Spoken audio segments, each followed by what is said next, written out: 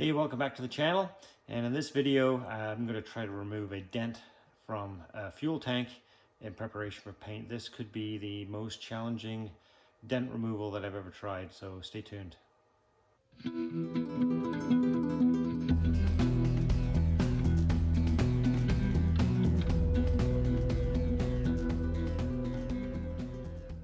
So here it is. This is off a Honda Ascot, and yeah, that is one heck of a crease in that tank. I don't know, what is that? That's almost an inch deep, I bet.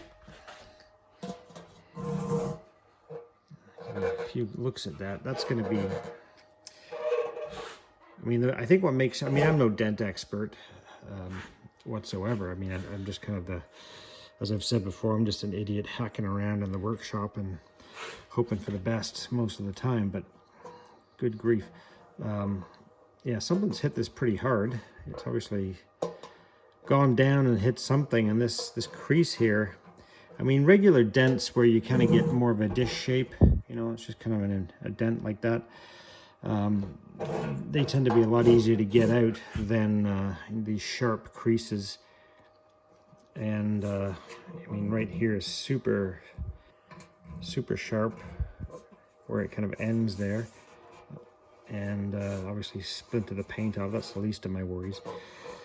So yeah, we'll have to, I don't know what I'm going to do yet to get this out. I'm going to do a bit of research on how to take something like that out. And, you know, there is absolutely no way that, in all good conscience, that you could fill that with filler. I mean, that's just, I mean, I don't like to fill any more than 1/8 of an inch. But that is, you know, that's ridiculous how deep that, you can look at the side there, see how much of a dent there is in that tank. Can't fill that. So we'll see. If I had the tools, I mean, one thing you could potentially do is, it probably would be easier, but I don't have it, as the, you know, those spot welding little pins, and then the slide hammer. I don't have that. I've just got the glue on PDR tabs. So, and I wouldn't be worried about the depth of that dent if it didn't have this hard crease. The harder the crease, I think the harder it might be to pull out. That's what I'm guessing. But again, as I said before, I'm no dent pulling expert. I'm just kind of learning this stuff. So, well, let's see what happens. All right, so I watched a few videos to try to learn a bit more about how to take out this kind of a dent. And so this is the one I'm going to use for now. It's got a slight curve to it. I don't know if you can see that. It's kind of curved this way, so it should fit in there okay. Ideally, it'd be nice if I had one that was kind of narrower than this and a little bit longer. And I had a couple of them, but I don't have anything like that. This is just a cheap Amazon paintless dent removal kit. I'm not a professional, of course. This is just, as I've said before, I'm just mucking around in the workshop trying to do my best here. And this, although I'm using some PDR type of tools, I'm not expecting to get away with no paintwork here. This is purely to pull the dent out so I don't have to use much body filler. The whole idea behind what I'm about to do is to get the dent out so I can do as little body filling as possible, because you, as I said earlier in the video, you don't want to be filling this whole thing with body filler. It would be a disaster. So the goal is to pull this out as much as I can before I start that process of sanding the paint off and filling whatever imperfections are left in here. All right, so the dent, depending on where I measure it, I just used a straight edge along here like this, and then I just measured that gap. So it's about 1.4 centimeters in the middle and about 1.3 centimeters here. So that'll help me to understand whether I'm not making any progress here or not.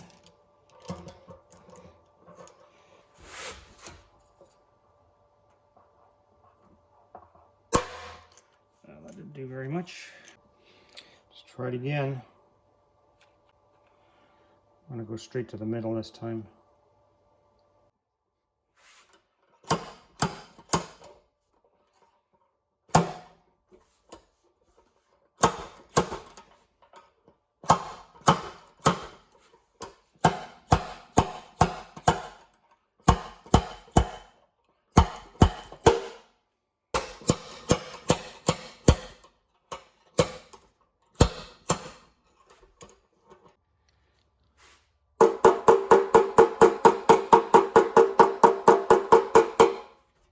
So tapping these areas here, I'm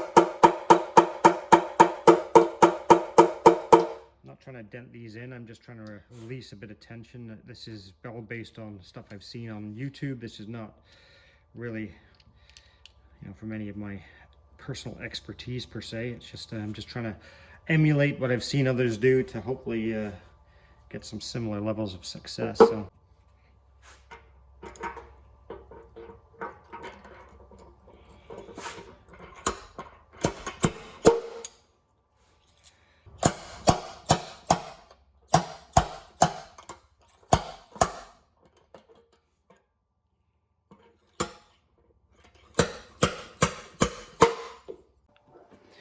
So I've moved on to trying to use some of my dent removal rods here to start working it from the inside out. I probably moved it maybe 3 millimeters at the most with the pulling and the glue tabs. Unfortunately, it just doesn't seem to want to stick. It's starting to pull all the paint off. You can see some of the decals have pulled off. The part of the wing decals pulled off.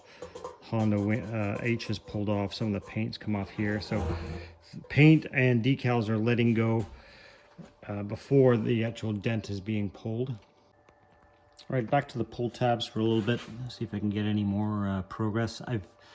From my measurements, I probably pulled it out 3 or 4 millimeters so far. So it's very, very slow, but it is starting to move. But yeah, it's a pretty bad dent. And I still, as I said, I think there's all kinds of tension built up in the metal here. Probably, I mean, obvious because the paint all split pretty badly and has been long gone off this portion of the tank. But yeah, I've just been trying to tap around here without denting it and just to try to do what I've seen on videos done by other people that actually know what they're doing. But it's, yeah, she's a big dent. All right, so I've got about 4 millimeters of this pulled out so far. Measured basically right here on this plane. I just stuck the straight edge on there and I measured it before. And so it is moving, albeit very, very slowly. So one of the things you have to make sure you do if you decide to get into pulling dents out of tanks with these glue stick dent pullers is if you end up pulling off the decal like this, it leaves behind the adhesive residue, and that means that the glued tabs, these things, when you use the glue stick thing, is not going to stick properly to the paint, so it'll just keep popping off. So you've got to get rid of that glue adhesive residue from the back of the decal it leaves behind before you carry on. So I got to spray a little bit more alcohol on here. Alcohol works really well at getting that stuff off. Tea tree oil also works quite well. I just can't stand the smell of that stuff. It just gives me a headache. But tea tree oil works really well taking off decal adhesive. Or if you have one of those rubber, it's called a decal eraser. It's like a beige rubber wheel, and you put it in your drill or whatever, and you can kind of rip that around. It just tears the decal right off and takes all the adhesive with it too.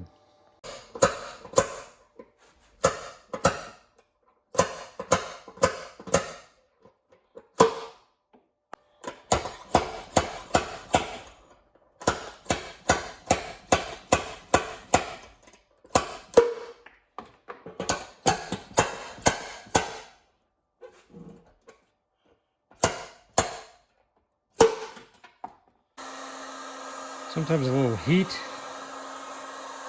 will help the metal move a little bit, so I'm told. I don't know if you can tell there, but it's about halfway out. So we're getting there. It just takes an incredibly long time to do. And, the more decal you peel off, then the more time you have to spend removing the adhesive. All right, so I'm going to kind of show you here, if I can. I don't know how well this is going to show up on the camera. This is how I've been measuring my progress for the dent. So this gap here that I'm pointing to with my finger, this one, started off at 1.4 millimeters, and now I'm at about 4 millimeters. It's kind of hard to tell, but anyway, hard to get a good angle on it for you there. But that's So I've taken a full centimeter out of that, which is good.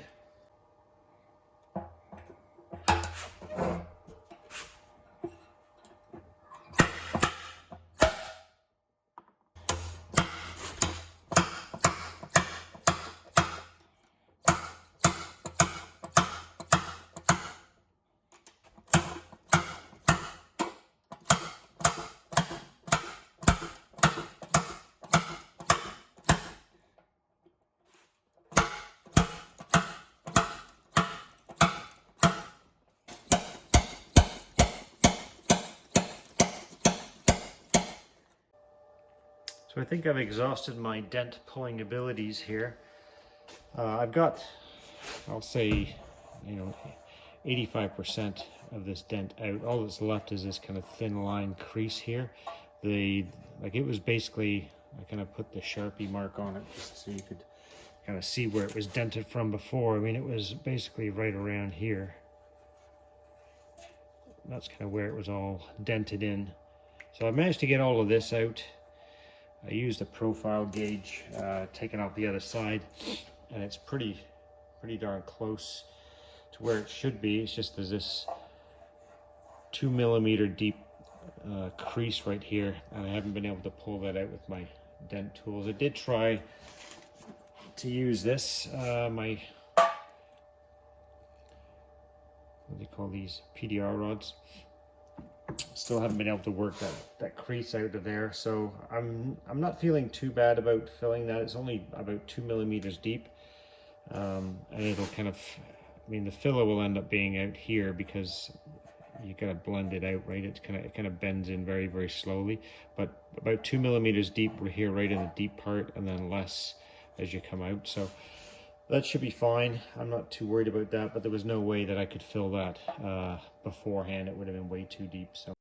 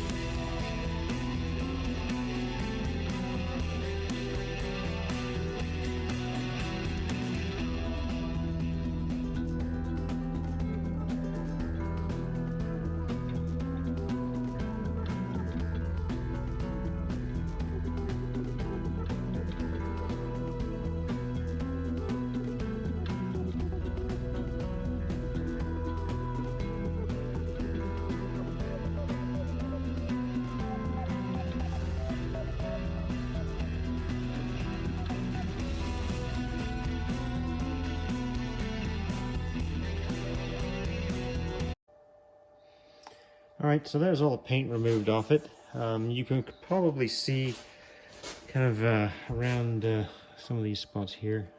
There's actually, that's not primer, it's silver paint. So this is one of the typical tri-candy pearl paints that Honda did back in the 80s. So basically, to get the desired color on these tanks, they would the base coat of silver, and then they would put a candy red over top of the silver to get that kind of deeper candy color. I'm not going to be doing a tri-coat on this bike. I'm going to basically take the tank into the paint supply place and see if I can get a good match with just going base clear. I'm not doing a tri-coat on it. That just becomes much more expensive, and if I can get the right match without it, then that's what I'm going to do. I've done that many times before. You can usually find a good paint match. Okay, we give it a bit of a sanding there. get it all scuffed up. And I did put, there's some, if I can zoom in here, you can kind of see where that dent was kind of gone rusty there on the tank in here. I got most of that out, but there's some very fine rust and some kind of deeper dimpling going on there, and I'm just not a big fan of sanding away and grinding all of that metal down, because it'll just get too thin there. So what I've decided to do is I put some rust converter just on that spot, just to make sure that I kind of deal with any. I think I've got 99% of it off there, but there's a few darker spots. I just want to make sure that I neutralize any of that before I start putting body filler over it. All right, so this is the body filler I'm using. It's good quality from, got it from the same place I buy my paint. Works well, and yeah, it's the same basic method as any other body filler. You basically squirt a bunch out, add a bit of hardener, and the nice thing about this stuff is it's in a squeeze bottle, so it comes out pretty easy. You don't have to trowel it out of a jar or a tin or whatever. So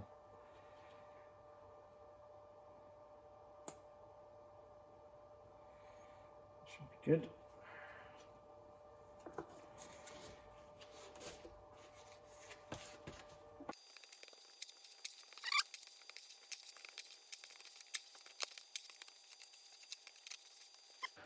Let's get back over here and we can see how this stuff goes on.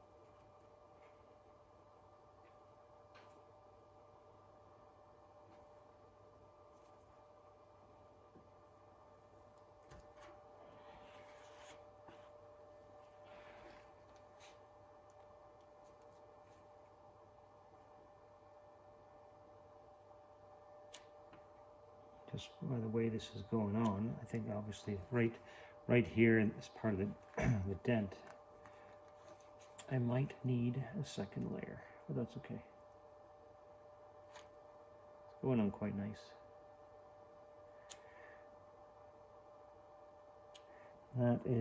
That's about it. I gotta stop there because I can feel it starting to flash off and set up a little bit. So I'm gonna wait with that. Yeah, we'll just give you another shot of this so you can see it a bit better.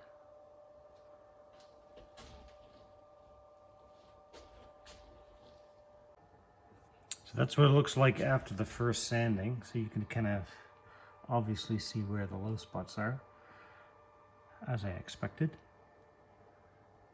And I'll say just one more time, I think I've said this before, this is something that I didn't know for forever, and I've been kind of playing around, not professionally, but you know, like a lot of us do with body work and whatever since I was a teenager, and I always kind of threw on the body filler and I just let it sit for a day or whatever, and I would go back and complain nonstop about how hard it was to sand the filler down.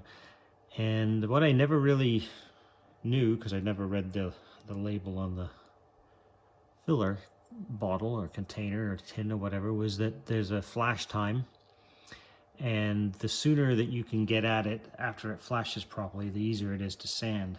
Because this sanded off, I waited about 10 minutes, 15 minutes, and it just sanded off really, really easy. It's easy to tell when it's too soon because, first of all, if you've got a bit of filler on it, it's quite warm. So I usually wait for it to cool down just a little bit so that for the chemical reaction to kind of stop.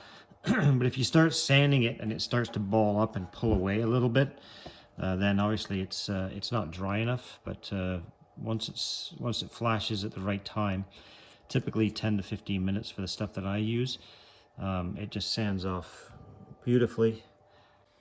All right, that's about the end of the body filler, I think. Feeling pretty good.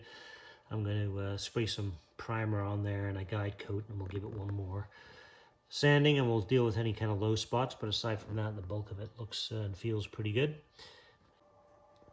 All right, so here's the tank after one quick shot of primer. This is not a high quality 2K primer. This is rattle can primer, and purely to help me eyeball and understand where I might have to do some additional work. Things show up with a bit of primer that don't show up otherwise.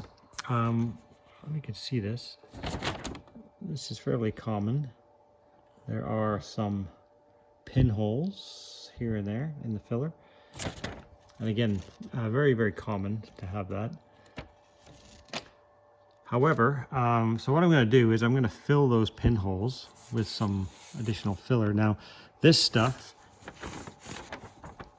red glazing putty, that's about all this stuff is good for.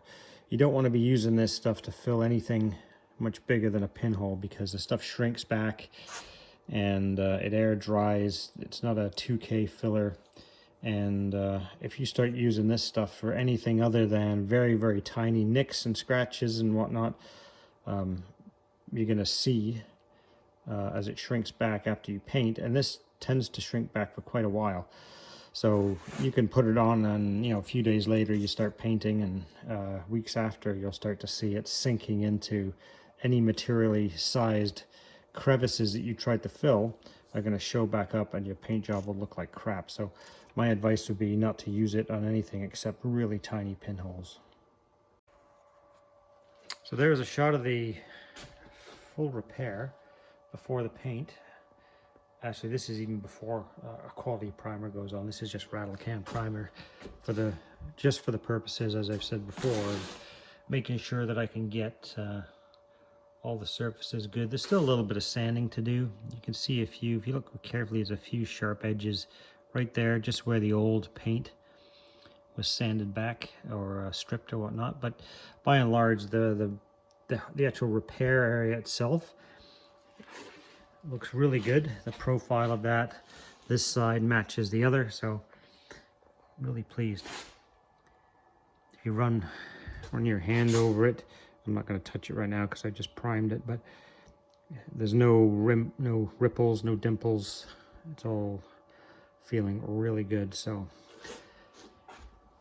really pleased with that. So there's the other side of the tank with the decal removed, decal removed, whichever you prefer.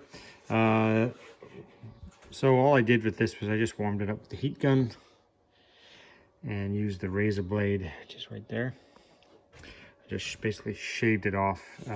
Once you warm it up and you hit the razor blade on there, it's just going to peel right through the clear coat and take the decal right off the tank. So now the next task is basically just to sand this whole tank down. This area here will likely end up going down to the bare metal, just because this is paint here with no clear coat, whereas this has clear coat on it. So where the decal was is typically going to go down to bare metal. And part of the reason for that too is you've got to feather back and smooth back all of this hard line edge of the clear coat here that was right around the decal. So you don't want to be able to see that after you put the paint to it. I mean, I guess from one perspective it would be convenient because you know where to put the decal back at the end of the day, but it doesn't make for a very good paint job. So sand that back.